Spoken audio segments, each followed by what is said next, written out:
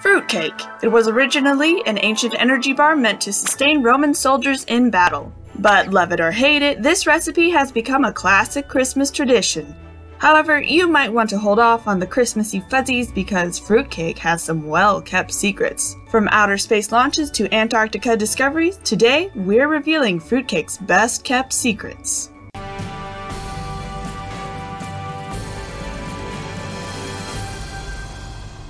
Before we dive into it, don't forget to like, share, and subscribe. It's really all I want for Christmas, and thank you so much.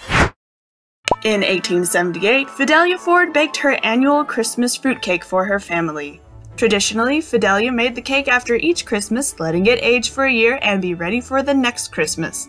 Unfortunately, at age 65, she passed away before Christmas, leaving the fruitcake to an uncertain fate. Her family couldn't bring themselves to eat the fruitcake she baked every Christmas, so it just got saved and handed down to the next generation. And the next, and the next, and the next, until it reached the hands of Julia Ruttinger, Fidelia's great-great-granddaughter. At 143 years old, this fruitcake now resides in the antique glass container that it was put in on the date of its creation. But let's address the elephant in the room. After almost a century and a half, how does it taste?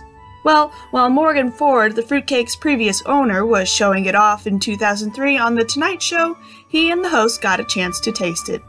Morgan reported it tasted like thrashed wheat, which, considering that Fidelia probably didn't live in the era of processed flour, he was probably right.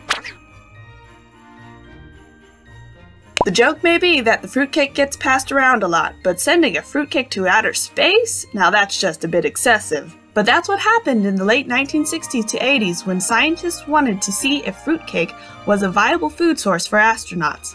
Believe it or not, fruitcake passes NASA's nutritional standards for astronauts. 700 grams supplying 2,800 calories, 65 grams protein, 9 vitamins, and at least 4 minerals. It also meets NASA's food standards of being lightweight, shelf-stable, and non-refrigerated. In 1968, fruitcake was given the go-ahead from NASA and launched into space in 1972 with Apollo 17, going where no cake has gone before.